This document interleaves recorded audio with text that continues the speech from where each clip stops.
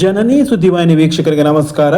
ಹೀಗೊಂದು ಸರ್ಕಾರಿ ಆಸ್ಪತ್ರೆ ಇರುವುದಕ್ಕೆ ಸಾಧ್ಯವೇ ಇಲ್ಲ ಎನ್ನುವವರು ಸಾಗರದಲ್ಲಿರುವ ತಾಯಿ ಮತ್ತು ಮಕ್ಕಳ ಆಸ್ಪತ್ರೆಗೆ ಒಮ್ಮೆ ಭೇಟಿ ನೀಡಲೇಬೇಕು. ಸರ್ಕಾರಿ ಆಸ್ಪತ್ರೆ ವಿಶೇಷದೊಂದಿಗೆ ನಾನು ರಮೇಶ್ ಹೆಗಡೆ ಗುಂಡುಮನೆ. ಹೀಗೊಂದು ಸರ್ಕಾರಿ ಆಸ್ಪತ್ರೆ ಇರುವುದಕ್ಕೆ ಸಾಧ್ಯವೇ ಇಲ್ಲ ಎನ್ನುವವರು ಸಾಗರದಲ್ಲಿರುವ ತಾಯಿ ಮತ್ತು ಮಕ್ಕಳ ಆಸ್ಪತ್ರೆಗೆ ಒಮ್ಮೆ ಭೇಟಿ ನೀಡಲೇಬೇಕು.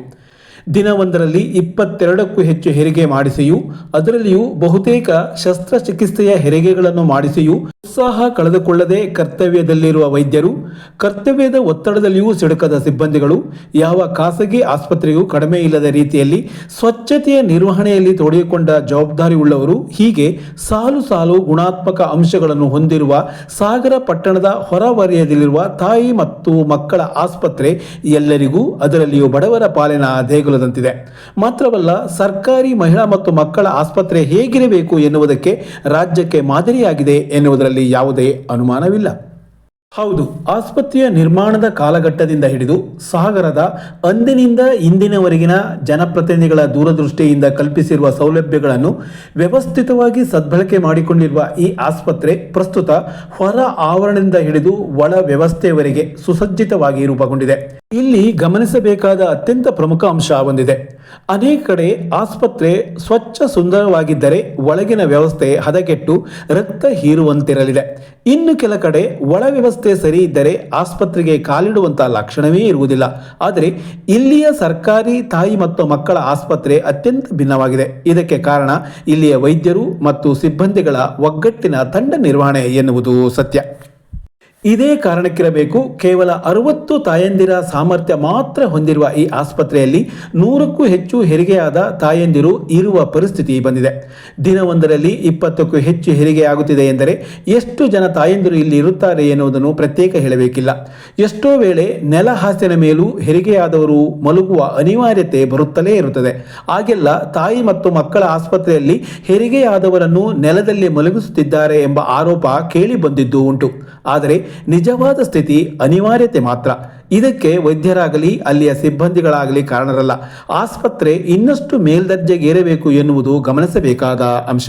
ಇನ್ನು ಇಷ್ಟೆಲ್ಲ ಹೆರಿಗೆಯಾಗುವ ಉಪವಿಭಾಗೀಯ ಪ್ರದೇಶವಾಗಿರುವ ಸಾಗರದ ಈ ಆಸ್ಪತ್ರೆಯಲ್ಲಿ ಬಹಳಷ್ಟು ಜನ ಸ್ತ್ರೀರೋಗ ತಜ್ಞರು ಇದ್ದಾರೆ ಎಂದು ನೀವು ಭಾವಿಸಿದರೆ ಖಂಡಿತ ತಪ್ಪು. ನಿಜಕ್ಕೂ ನಿಮಗೂ ಅಚ್ಚರಿಯಾಗುವ ಸತ್ಯ ಏನು ಎಂದರೆ, ಪ್ರಸ್ತುತ ಇಲ್ಲಿರುವುದು ಓರ್ವರು ಮಾತ್ರ ಕಾಯಂ ಸ್ತ್ರೀರೋಗ ವೈದ್ಯರು ಹಾಗೂ ಮತ್ತೊಬ್ಬರು NRHM ಯೋಜನೆ ಅಡಿಯಲ್ಲಿ ಕರ್ತವ್ಯದಲ್ಲಿರುವ ಮಹಿಳಾ ವೈದ್ಯರು.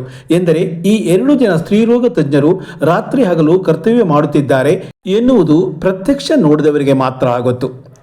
ಅವರವರ ಅನುಕೂಲಕ್ಕೆ ಏನು ಮಾತನಾಡಿಕೊಂಡರೂ ಇಲ್ಲಿನ ವೈದ್ಯರ ಉತ್ತಮ ಸೇವೆಯ ಕಾರಣದಿಂದಾಗಿಯೇ ಕೇವಲ ಸಾಗರ ಪಟ್ಟಣದ ಅಥವಾ ತಾಲೂಕಿನ ಗರ್ಭಿಣಿಯರು ಮಾತ್ರ ಇಲ್ಲಿ ಹೆರಿಗೆಗೆ ಬರುವುದಲ್ಲ, ಬದಲಾಗಿ ಅಕ್ಕಪಕ್ಕದ ತಾಲೂಕುಗಳಾದ ಹೊಸನಗರ, ಸೊರಬ, ತೀರ್ಥಹಳ್ಳಿ, ಪಕ್ಕದ ಜಿಲ್ಲೆಯ ಸಿದ್ದಾಪುರ ತಾಲೂಕಿನ ಕೆಲ ಭಾಗದಿಂದಲೂ ಹೆರಿಗೆಗೆ ಈ ಆಸ್ಪತ್ರೆಗೆ ಬಂದು ವೈದ್ಯಕೀಯ ವ್ಯವಸ್ಥೆ ಹಾಗೂ ಒಳರೋಗಿಗಳ ಶುಶ್ರೂಷೆಯ ಕುರಿತು ಸಮಾಧಾನದಿಂದ ಹೋಗುವುದನ್ನು ಕಾಣಬಹುದು.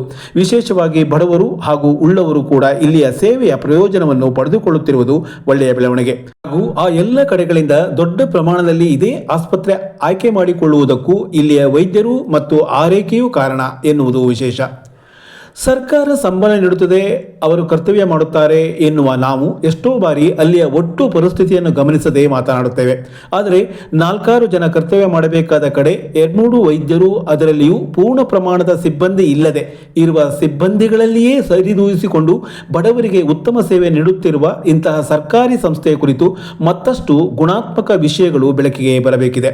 ಮಾತ್ರವಲ್ಲ, ರಾಜ್ಯದಲ್ಲಿ ಉತ್ತಮ ಹೆಸರಿನೊಂದಿಗೆ ಮತ್ತಷ್ಟು ಉತ್ತಮ ಸೇವೆ ನೀಡುವಂತಾಗಬೇಕಿದೆ. ಆಸ್ಪತ್ರೆ ಚಂದವಾಗಿರುವುದಕ್ಕೆ ಸಹಕರಿಸಿದವರು, ವೈದ್ಯರೂ ಸೇರಿದಂತೆ ಪೂರ್ಣ ಪ್ರಮಾಣದ ಸಿಬ್ಬಂದಿ ಹಾಗೂ ಸೌಲಭ್ಯಗಳನ್ನು ಮತ್ತಷ್ಟು ಕಲ್ಪಿಸಿ ಖಾಸಗಿ ಆಸ್ಪತ್ರೆಗಿಂತ ಉತ್ತಮ ಆಸ್ಪತ್ರೆ ಎಂಬ ಹೆಗ್ಗಳಿಕೆಯನ್ನು ಶಾಶ್ವತವಾಗಿಸಬೇಕಿದೆ. ನಮಸ್ಕಾರ.